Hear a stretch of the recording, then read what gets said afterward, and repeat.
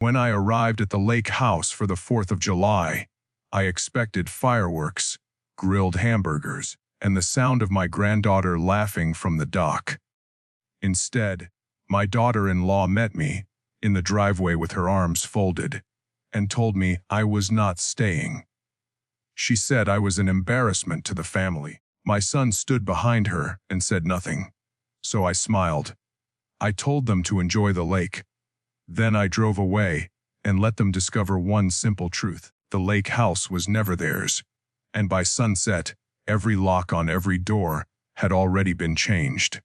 My name is Raymond Whittaker. I am 68 years old, widowed, retired, and until that afternoon, I believed I still had a family. The lake house sat at the end of a private gravel road in northern Michigan, surrounded by pine trees, clean water, and memories I had spent 40 years building. I bought the land when my wife Eleanor was still alive. Back then, there was no house. Just dirt, weeds, mosquitoes, and a crooked little dock that leaned to one side. Eleanor saw it and said, "Ray, this place is ugly." Then she smiled and added, "But I think we can make it beautiful." So we did. Every summer, after work, I came up with a toolbox in the back of my truck. I framed the walls. I laid the floor. I built the porch railings with my own hands. Eleanor painted the kitchen pale yellow because she said mornings should feel like sunshine. Our son Marcus was 8 when he helped me hammer in a crooked nail by the back steps. He was so proud of himself that I left it there. For years, that house was our family's heart. Birthdays happened there. Thanksgivings happened there. Eleanor's last good summer happened there. After she died, I kept the house because I could still feel her in it. In the curtains, in the porch swing, in the old blue mugs she used for coffee, and because of my granddaughter Lily. Lily was 7 years old that summer. She had Eleanor's eyes and my son's stubborn chin. Every time she ran down the dock yelling, "Grandpa Ray, watch me jump," I felt like the world still had something good left in it. That was why I came early on the 4th of July. I had packed a cooler with lemonade, ribs, watermelon, and a small box of sparklers Lily was finally old enough to hold. I wore my cleanest blue shirt. I even stopped at a farm stand and bought fresh strawberries because Lily loved them. The gravel road crunched under my tires as I pulled up. At first, everything looked perfect. Red, white, and blue bunting hung from the porch rails. Smoke rose from the grill. Music played through the open windows. Cars filled the driveway. I saw Marcus's SUV, Bianca's white sedan, and 3 vehicles I did not recognize. Then I noticed something strange. No one came to greet me. Usually Lily would be the first one out the door, running barefoot, screaming my name. But that day, the porch went quiet the moment my truck stopped. I stepped out slowly. Before I could lift the cooler from the passenger seat, Bianca walked down the steps. Bianca had married my son 12 years earlier. She was beautiful in a sharp way, always polished, always smiling when people were watching. She wore a white linen dress and sunglasses pushed up into her hair. Her mouth was tight. "Raymond," she said. Not Dad, not Grandpa Ray, Raymond. That told me everything before she said another word. "Bianca," I said, "Happy 4th." She did not answer. Behind her, Marcus stood near the screen door with a drink in his hand. He looked at me, then looked away. My chest tightened. Bianca stopped a few feet in front of me and folded her arms. "You're not staying," she said. For a second, I thought I had misheard her. "What? You're not staying here this weekend?" I looked past her toward the house. "Is Lily okay?" "She's fine." "Then what is this about?" Bianca gave a small laugh, the kind people use when they want to make you feel foolish. "The family talked," she said.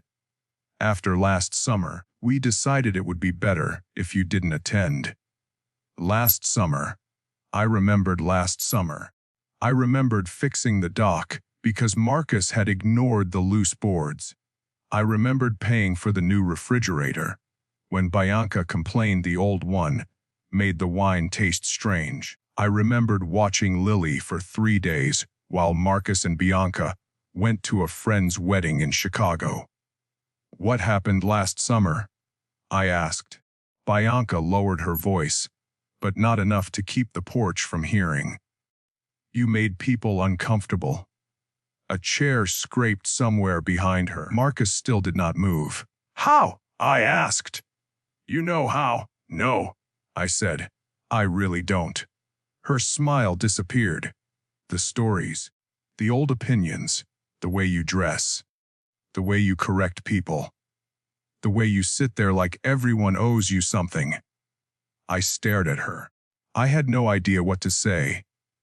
I had lived long enough to know when someone was angry about something real, and when someone had prepared a speech. Bianca had prepared this one. She had practiced it. I built this house, I said quietly. Her eyes hardened. And you remind everyone of that constantly. No, I said. I remind people when they forget. Marcus flinched, but still stayed silent. That hurt more than Bianca's words. A man can survive insults from someone who never loved him. But silence from his own son cuts differently. I looked at Marcus. Son. He took a drink before answering. Dad, he said, maybe it's better if you head home. The words landed like a stone in my stomach. Better for who? He sighed. Don't make this harder. I almost laughed. Harder? As if I had driven 2 hours with food in the truck, gifts for my granddaughter, and love in my heart just to cause trouble. The screen door opened behind him.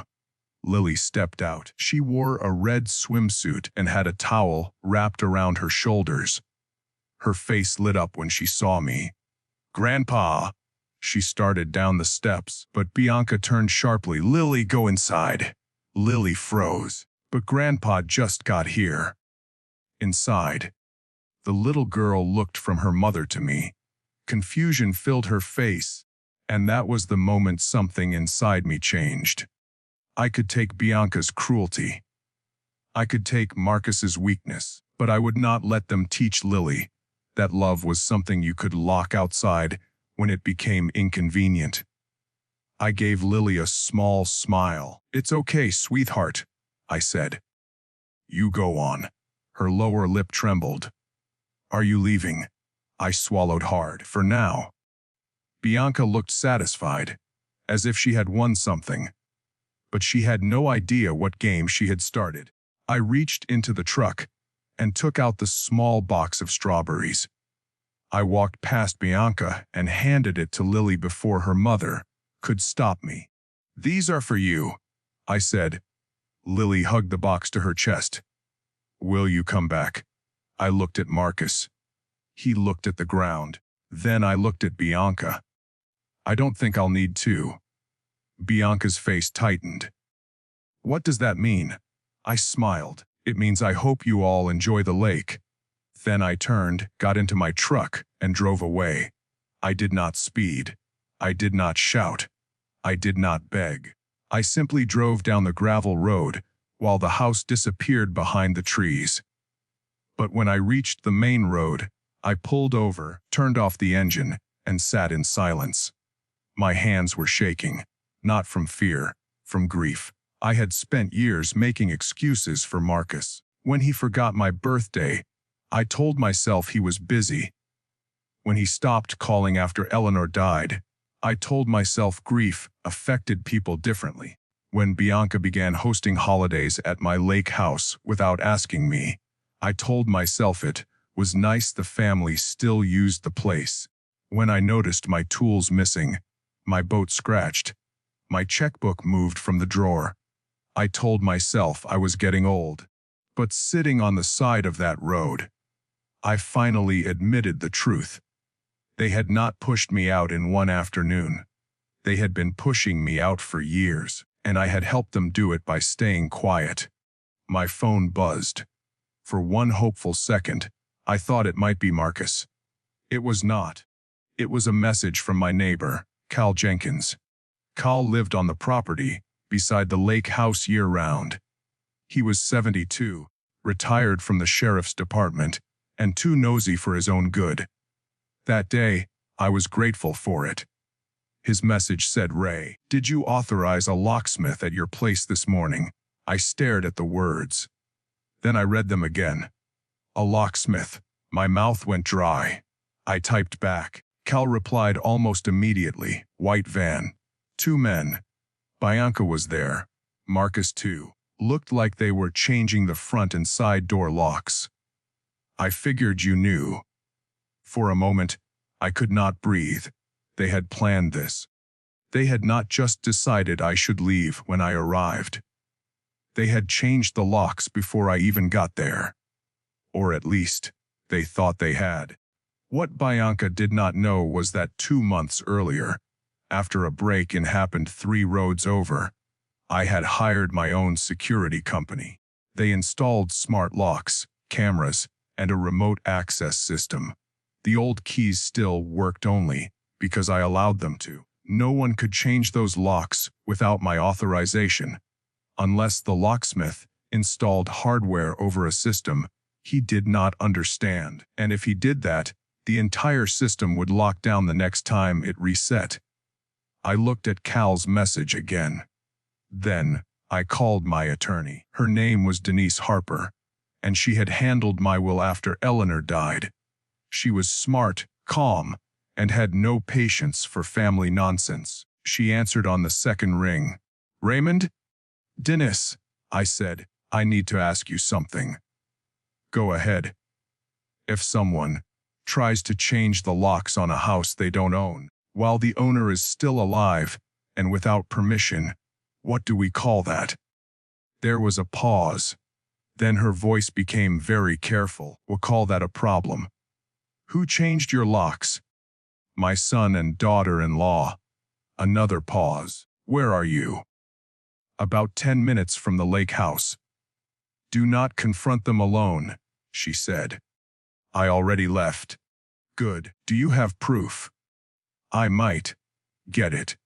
I looked back toward the road that led to the lake.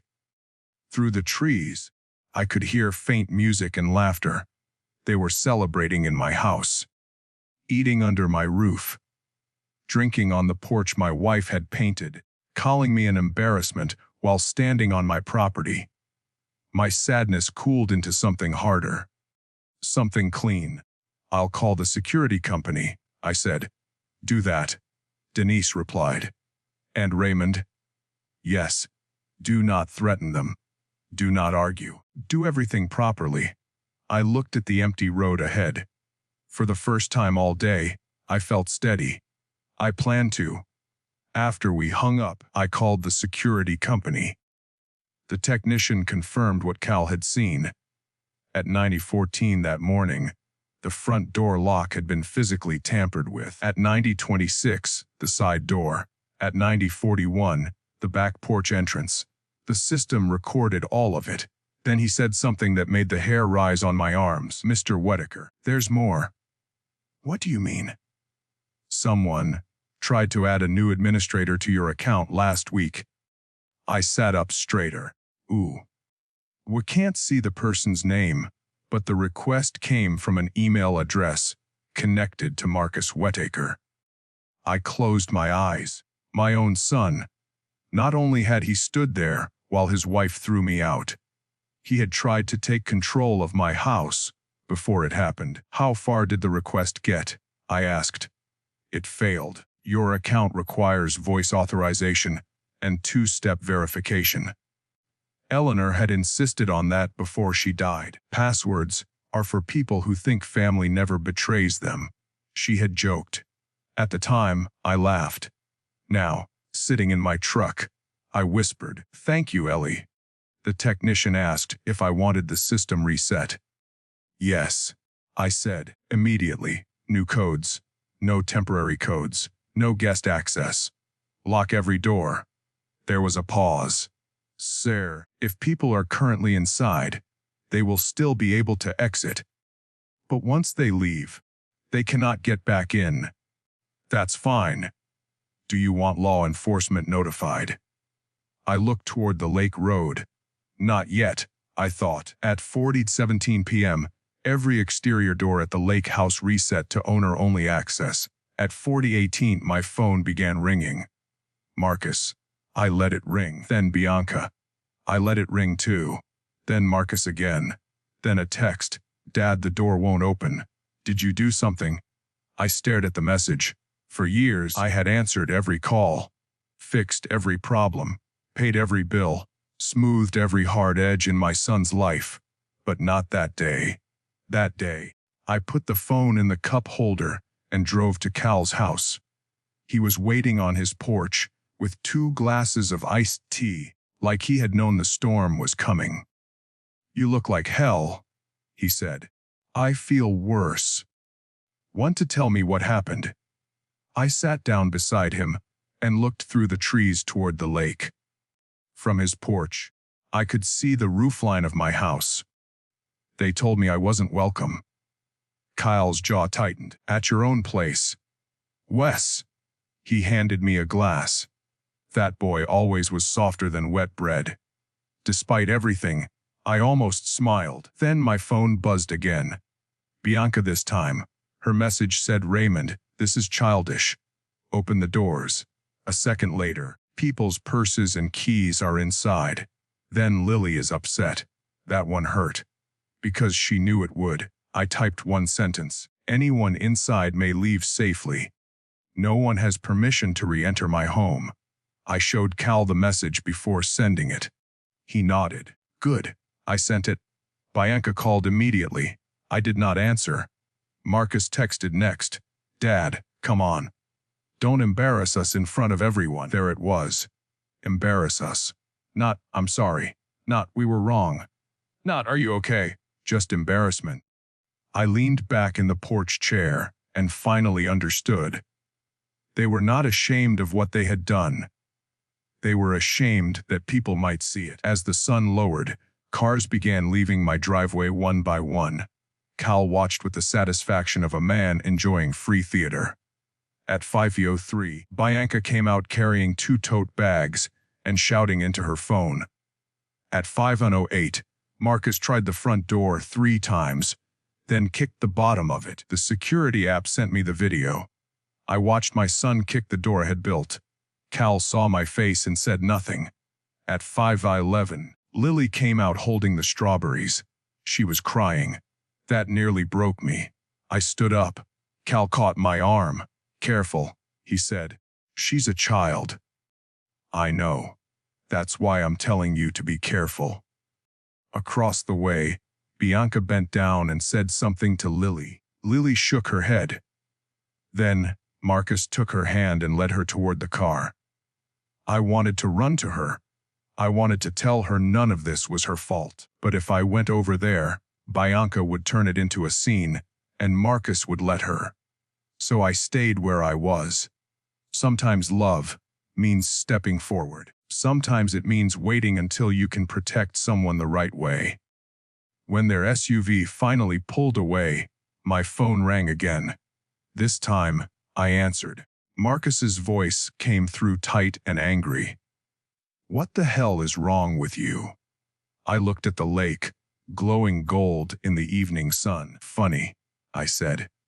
I was going to ask you the same thing. You locked us out. No, I said. I locked my house. You humiliated us. You threw me out in front of my granddaughter. He went silent for half a second. Then he said, Bianca was upset. And you were what, Marcus? Nothing. I waited. He had no answer. So I gave him one. You were a coward. His breathing changed.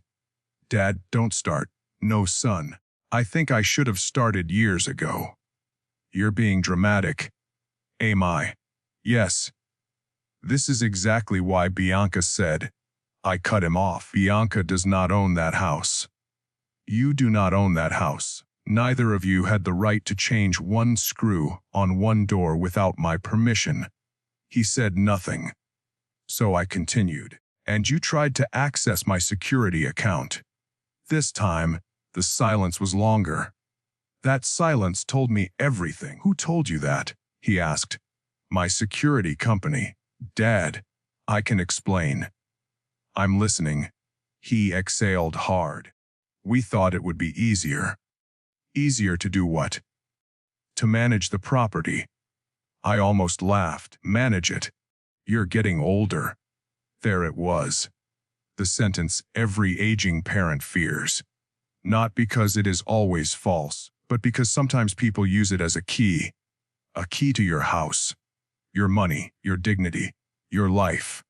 I am older, I said. I am not dead. That's not what I meant. It is exactly what you meant. Marcus lowered his voice. Look, we can talk tomorrow. No, I said. We can talk now. I have Lily in the car. Then listen carefully. You and Bianca are not allowed back at the lake house until I say otherwise. If you enter without permission, I will treat it as trespassing. You would call the police on your own son. I closed my eyes. The pain of that question was sharp, but the answer was simple. I hope you don't make me. Then I ended the call. For a long time, I just sat there with Cal beside me, and the lake shining through the trees. Fireworks began popping somewhere across the water.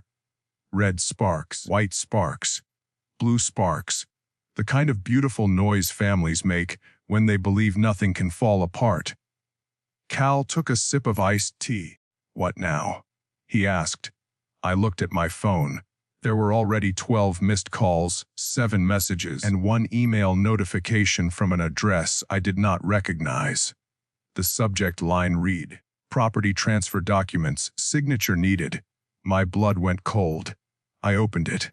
And there, attached to the email, was a legal document I had never seen before. A transfer agreement. For my lake house. Prepared 3 days earlier. With my name typed at the bottom, waiting for my signature. I stared at that document while fireworks cracked above the lake.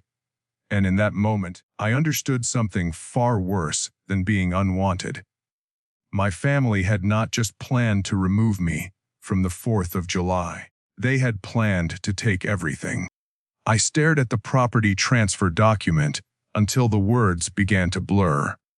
The fireworks over the lake reflected off my phone screen, but I barely noticed them. My name was typed neatly at the bottom. The signature line was empty. Everything else looked frighteningly official. For one terrible second, I wondered if I had forgotten signing something months ago. Getting older has a way of planting doubt inside your own mind. Had I agreed to something? Had Marcus slipped papers into a stack of documents when I wasn't paying attention? Had I become exactly what they thought I was? An old man who no longer understood what he owned? Then I forced myself to breathe. No, I whispered. Eleanor had taught me something years ago. When people want you to panic, she used to say, slow down. Panic makes other people rich. I opened the attachment carefully. The document claimed it was a voluntary transfer of ownership into something called the Whittaker Family Living Trust. That sounded respectable, almost comforting, until I noticed one detail. The trustee listed on the paperwork wasn't me. It wasn't Marcus either. It was Bianca. I felt my stomach tighten. According to these papers, I would give away the lake house while still paying the taxes, insurance, and maintenance. Bianca would control everything. I would need her permission just to spend the weekend in the home Eleanor and I had built. It wasn't just theft. It was humiliation written in legal language. Cal leaned over. Bad, worse than bad. He adjusted his glasses and read silently for a moment. Then he let out a slow whistle. I spent 30 years in law enforcement. I know. I've seen people steal cars. I've seen people steal retirement accounts. I've even seen brothers fight over dead parents' furniture. He looked directly at me, but I've never seen someone try to steal a house before the owner was even finished living in it. Neither had I. My phone rang again. This time it was Denise. I just received the document you forwarded. What do you think? I think someone got ahead of themselves. So it's fake. New. Her answer surprised me. But it hasn't been executed. No signatures. No notarization. No filing. She paused. The concerning part isn't the paperwork. It's that somebody spent money having it prepared. That thought settled over me like cold rain. This wasn't an emotional decision made during a family argument. It was a plan. A plan that had started before the 4th of July, possibly weeks before, maybe months. Can you find out who ordered it? I asked. I'll try. Anything else I should do? Les. Her voice became firm. Tomorrow morning, we're checking every asset you own, my bank, everything, house, investments, insurance, medical directives, power of attorney. If someone prepared this, I don't want to assume this is the only surprise waiting for us. I thanked her and ended the call. For the first time all day, I admitted something I had been refusing to believe. I wasn't dealing with hurt feelings. I was dealing with strategy. Someone had been quietly rearranging my life. I spent the night in a small motel 15 minutes from the lake. Sleep never really came. Every hour I woke up thinking about Eleanor. She had trusted Marcus completely. So had I.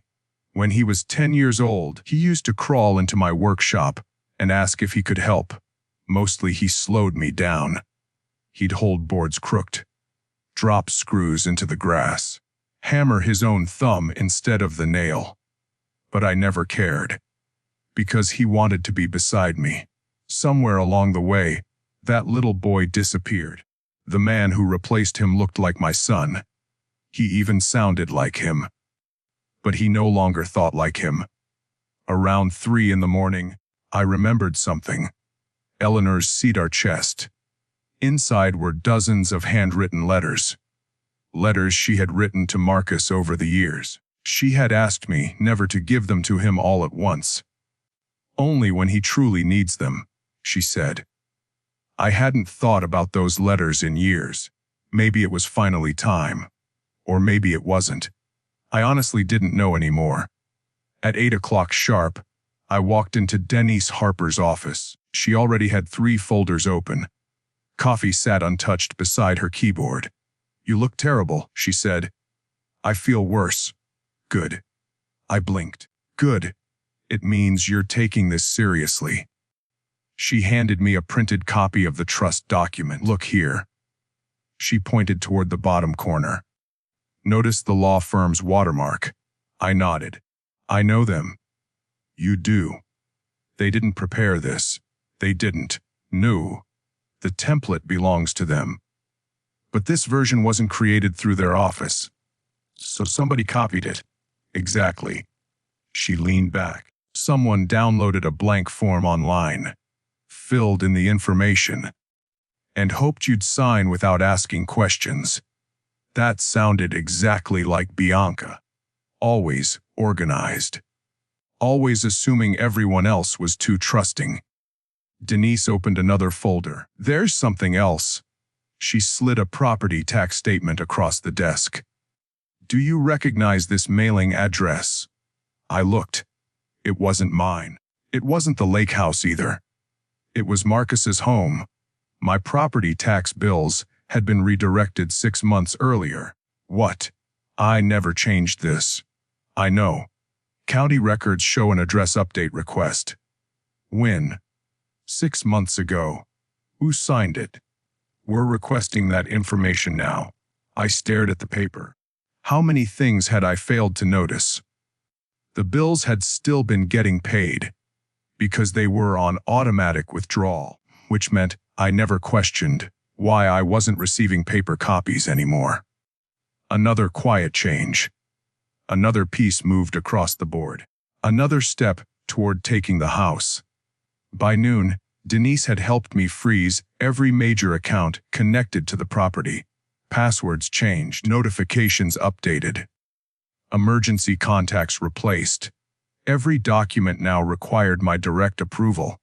I finally felt like I was breathing again. Then my phone buzzed. It was Lily. Not a call, a text. "Grandpa, Mom says you're angry. Are you mad at me?" I stared at those words until my eyes filled with tears. No child should ever have to ask that question. I answered immediately. "Sweetheart, I could never be angry with you. Never." 3 little dots appeared, then disappeared. Then came another message. "Can I still come fishing this summer?" I smiled through tears. "Always. No matter what happens. Always." A few seconds later she sent a heart emoji. That tiny red heart gave me more strength than anything else that day. Around 2 in the afternoon, Cal called. "You'd better come over." "Why?" "They're back." "Ooh!" Marcus and Bianca. I was already reaching for my keys. They brought a moving truck. I froze. A moving truck. "They're loading furniture." I didn't answer. I simply hung up and drove. Every mile felt longer than the last. By the time I reached Cal's driveway, the truck was still parked outside the lake house. Through binoculars, Cal handed me a clear view. "They've been at it 20 minutes. I looked. 2 hired movers carried out Eleanor's dining room table. The one we bought after saving for nearly 3 years. The one where Marcus blew out birthday candles. The one where Eleanor wrote Christmas cards. They were carrying away memories, not furniture." My hands clenched so tightly they hurt. "Call Denise," Cal said quietly. "I already know what she'll say." "What?" "Call the sheriff." I hated that he was right. I made the call. The dispatcher listened carefully, then asked one question. "Sir, do they have permission to remove property?" "No." "Are they owners?" "Stay where you are. A deputy is on the way." For once. 10 minutes later, a patrol SUV rolled into the driveway. Marcus walked toward the deputy with complete confidence. He even smiled. I knew that smile. It was the smile of someone who believed his version of the story would be accepted first. The deputy listened, nodded, then walked toward me. I handed him every document Denise had prepared that morning.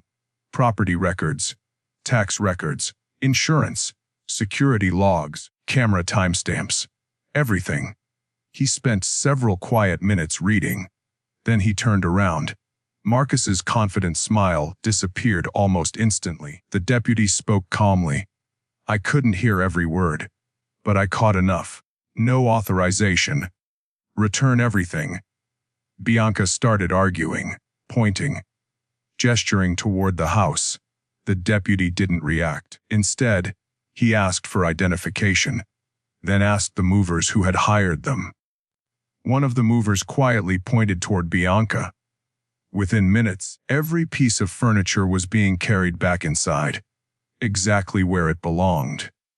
Cal chuckled beside me. "They're not enjoying the holiday anymore." "No, they're not." But strangely, I didn't feel victorious. I felt tired, because every minute spent protecting my home was another minute spent accepting the truth. My family had become strangers. As the moving truck finally pulled away empty, Marcus crossed the yard toward me. For the first time all weekend, Bianca stayed behind. Marcus stopped several feet away. His shoulders sagged. "Dad." I waited. "I'm sorry things got out of hand." "Not of hand." "I'm sorry we betrayed you." Not, "I'm sorry we lied." Not, "I'm sorry we tried to take your house." Just, "Things got out of hand." "I have a question," I said quietly. "Okay. When were you planning to tell me?" He frowned. "Tell you what?" "That you and Bianca had already decided I was finished with this place." His eyes shifted away. "We weren't." "Don't." He looked back. "I've had enough lies. Silence stretched between us. Finally, he whispered, "Bianca thought." I raised my hand. "No. Don't blame your wife. You stood beside her. You let her speak. You watched your daughter cry. You watched me leave. And you never once told me to stay." His eyes filled with guilt, maybe even shame. But shame after getting caught isn't the same as character. "I don't know how to fix this," he admitted. I nodded slowly. "For the first time all weekend, neither do I."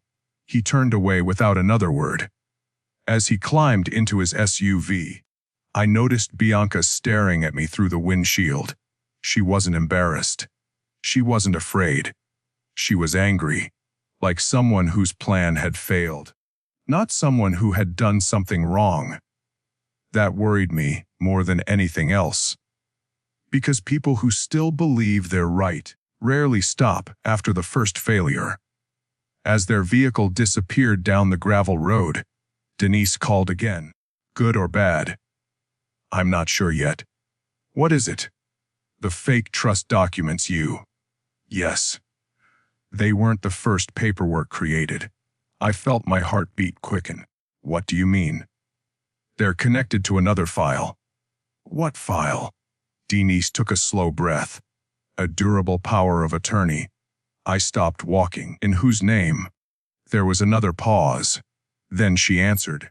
"And, according to this draft, someone intended for Bianca to control every financial decision in your life." For a long moment, I couldn't speak. Because stealing my lake house had never been the real goal. It had only been the beginning.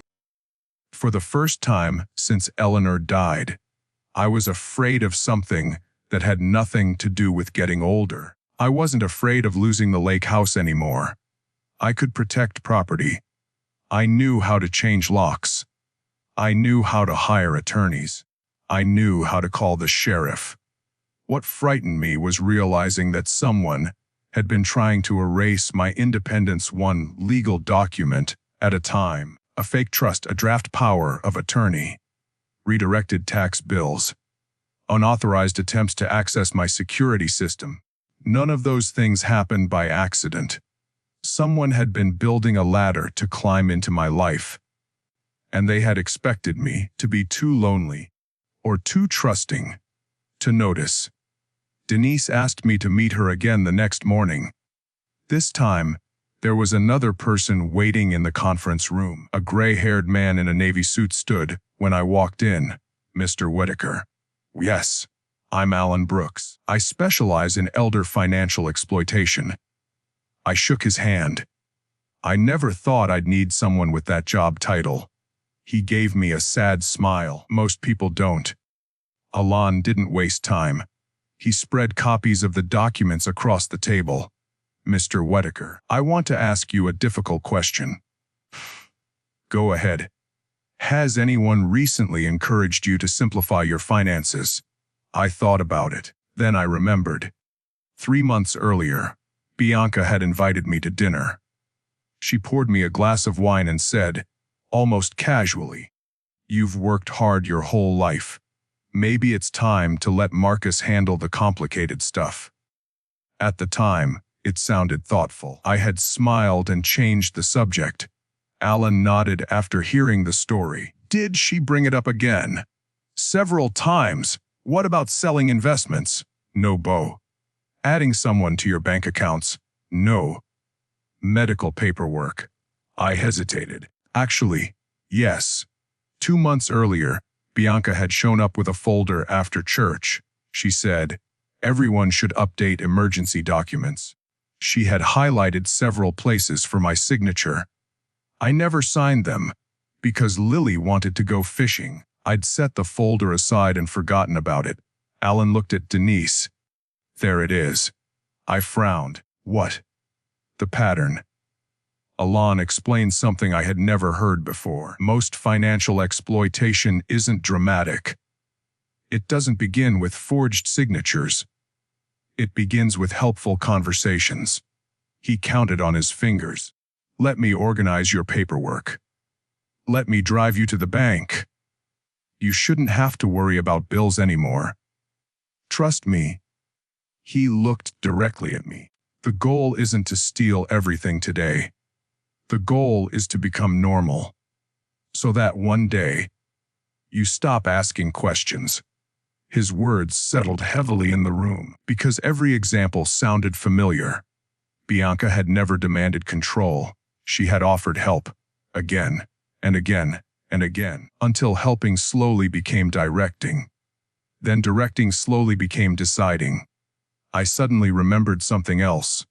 Last Christmas, she insisted I shouldn't climb the ladder to hang lights because I might fall. Marcus agreed. So did everyone else. They took the ladder away. At the time, it felt caring. Now I wondered, were they protecting me? Or rehearsing a future where I wasn't allowed to make my own choices? That afternoon, I finally opened Eleanor's cedar chest. The smell of cedar wood filled the room. Everything inside remained exactly as she had left it. Her knitting needles, old recipe cards, a faded 4th of July photograph from 25 years earlier. Marcus was 12, covered in charcoal from the grill, laughing so hard he nearly fell off the dock. Beside the photograph sat a bundle of sealed envelopes. Each one had Marcus's name written in Eleanor's careful handwriting. One read, "For the day you become a father." Another, "For the day you lose your way." My hands trembled. I had never opened them. She trusted me not to. But this felt like the day she had imagined. I carefully opened the second envelope. Inside was only one handwritten page. "Marcus, if you're reading this, then something in your life has become more important than your character. Money comes and goes. Property comes and goes. People do not, especially parents. One day your father will become slower than he is today. One day he will need your patience the same way you once needed his. If you ever begin treating him like a burden instead of the man who built your life, stop. Because the greatest inheritance I can leave you is not a house. It is the example of how to love someone who cannot repay you. Love him better than we were loved." "Mom." I sat in silence. By the time I reached the bottom of the page, tears had soaked the paper. She had seen this possibility years before she died. Maybe not this exact situation, but the temptation to mistake aging for weakness. That evening, my phone buzzed. "Lily, Grandpa, sweetheart." Her voice sounded small. "Mom says we can't come to the lake anymore." "I know. Did I do something bad?" The question hit me like a punch. "No, never think that. But everybody's mad." I closed my eyes. Adults create storms.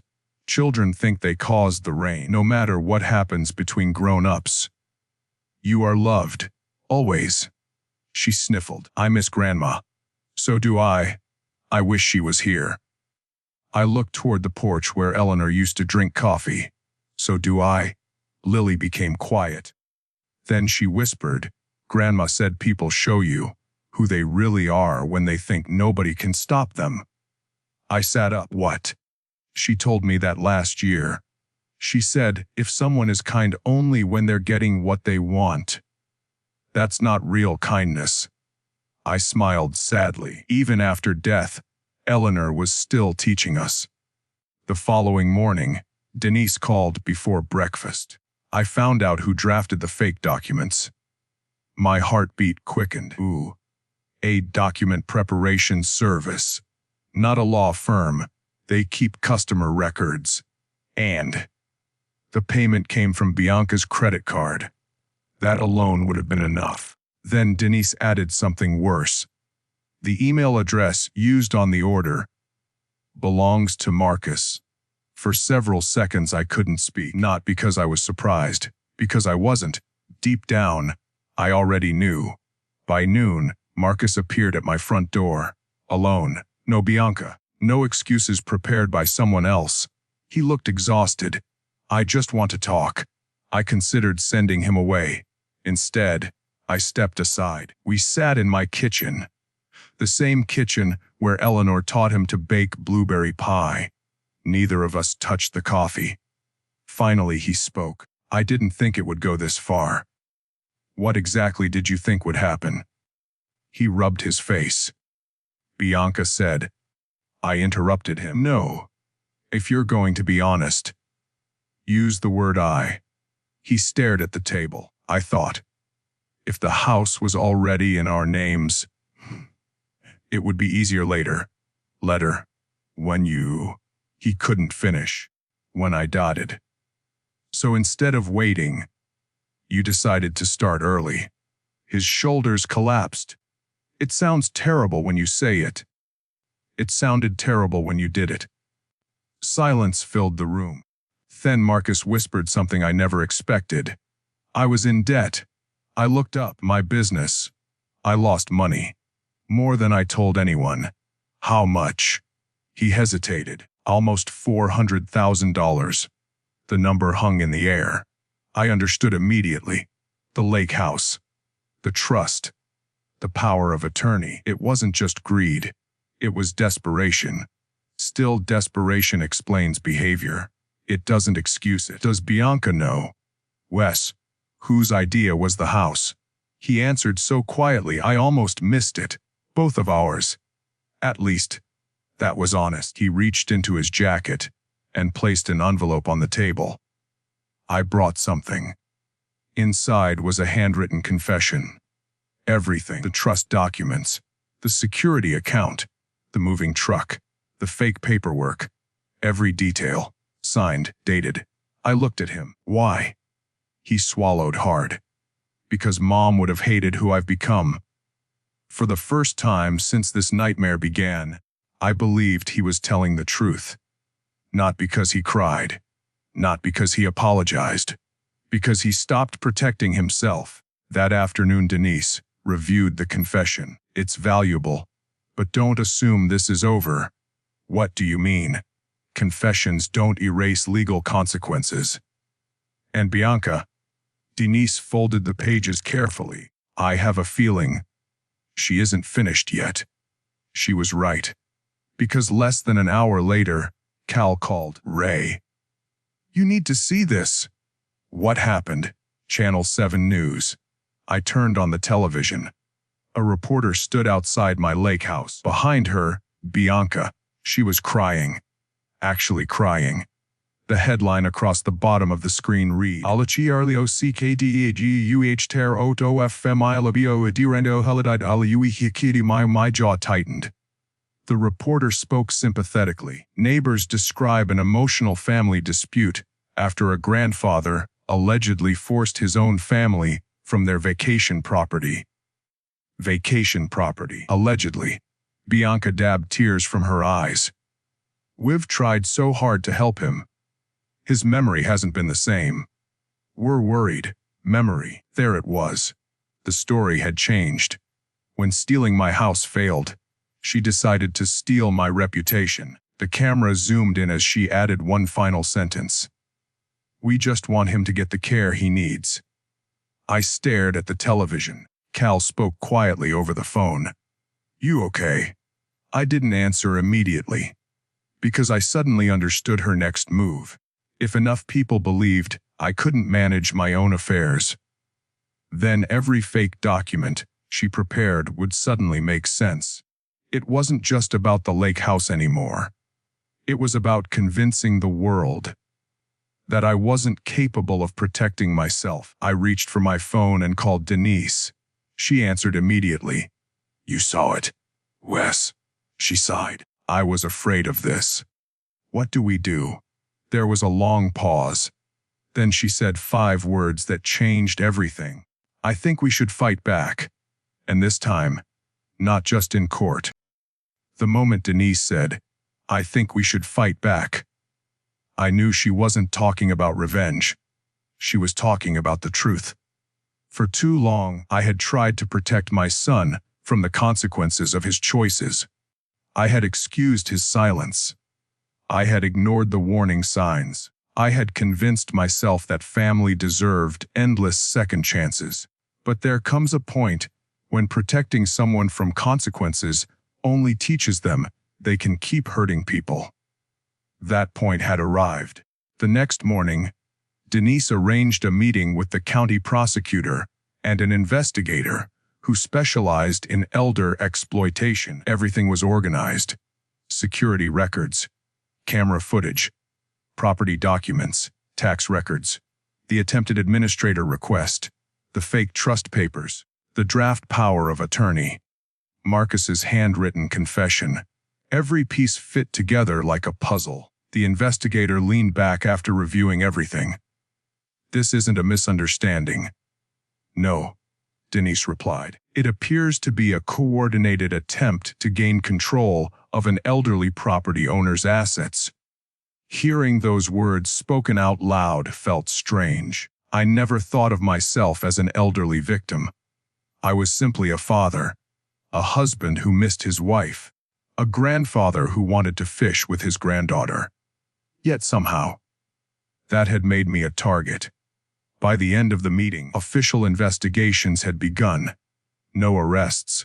Not yet. That wasn't how the system worked. Facts came first, evidence came next. Emotions stayed outside. I appreciated that. Justice isn't fast, but when it is built on evidence, it lasts. 3 days later, Bianca's television interview began to fall apart. The station contacted Denise. Someone had sent them copies of the property records. Someone else sent security footage showing Bianca supervising the locksmith. Then came video of Marcus kicking the front door. The station asked for my side. For a long time, I considered refusing. I hated cameras. Eleanor used to laugh, because every family picture somehow caught me blinking. But Denise looked at me and smiled. "Don't tell them how terrible Bianca is. Tell them who Eleanor was." I frowned. "What? The house isn't about revenge. It's about what it represents." She was right. When the interview aired, I didn't attack anyone. I simply told the truth. I spoke about buying a patch of empty land 40 years earlier. About building the porch with my own hands. About Eleanor painting the kitchen yellow. About Marcus learning to hammer crook nails. About Lily catching her first bluegill from the dock. Then I said something I hadn't planned. A house isn't valuable because of the lumber. It's valuable because of the promises made inside it. If you forget those promises, the house becomes just another building. I never mentioned Bianca by name. I never insulted Marcus. I didn't need to. The evidence spoke louder than anger ever could. 2 days later, the television station issued a public correction. They acknowledged that important facts had been omitted. They apologized for presenting the story without reviewing property records. The original interview disappeared from their website. Bianca's tears had earned sympathy. Facts erased it. Marcus called that evening. His voice sounded different. Not defeated. Honest. "I'm here. I watched your interview. I know. I kept waiting for you to destroy me. I could have. Why didn't you?" I looked out toward the lake. "Because your mother didn't raise me that way." Silence. Then, "I'm sorry. Not for getting caught. Not because lawyers became involved. Just, I'm sorry." Those 2 words carried more weight than every excuse I'd heard all week. "I believe you," I said, "but believing you doesn't erase what happened." "I know. I'll accept whatever comes." For the first time in years, my son sounded like a man instead of someone hiding behind one. Bianca never apologized.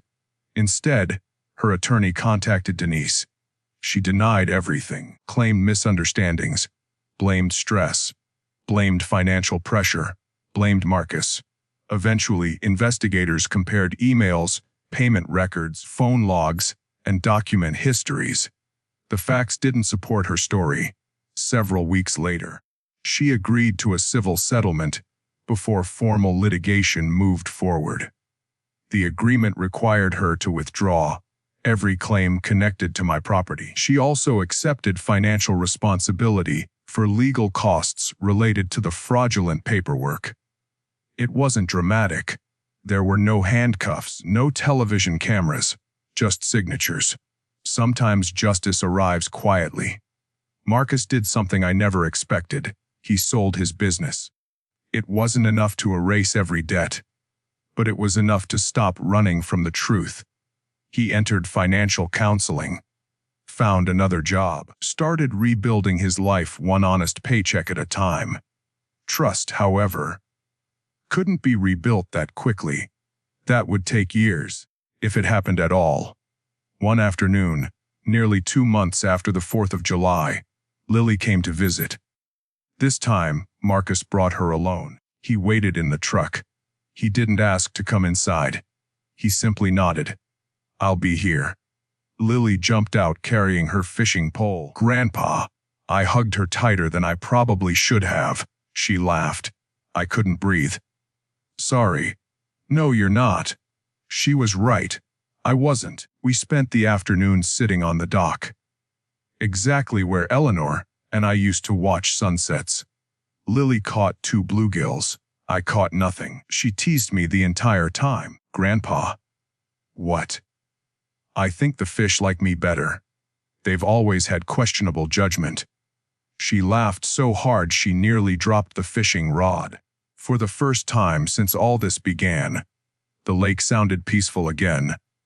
As the sun started to set, Lily looked at the porch. "Grandma's swing is still there."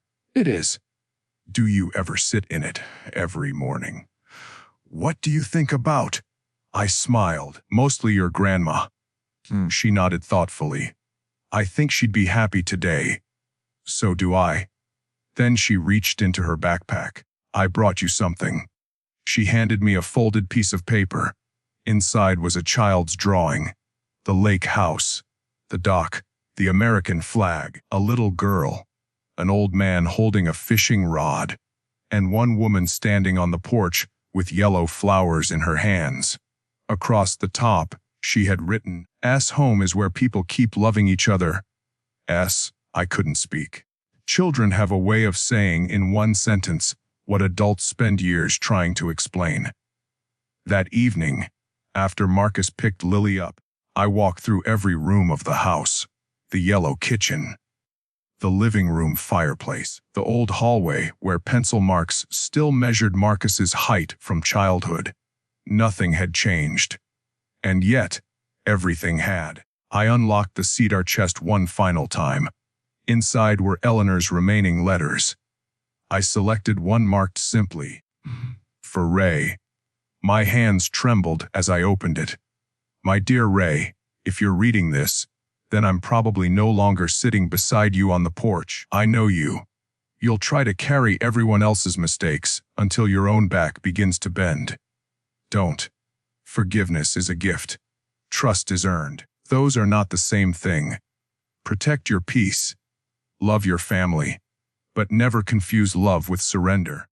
And remember something you once told Marcus when he was little. The strongest people don't win because they're louder. They win because they refuse to stop doing what's right." I folded the letter carefully. Even after all these years, she was still rescuing me. The following spring, I made one final decision. I updated my estate plan.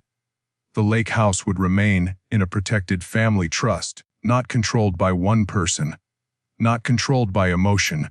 When the time eventually came, it would pass equally to Lily and to a charitable scholarship Eleanor and I had dreamed about for years.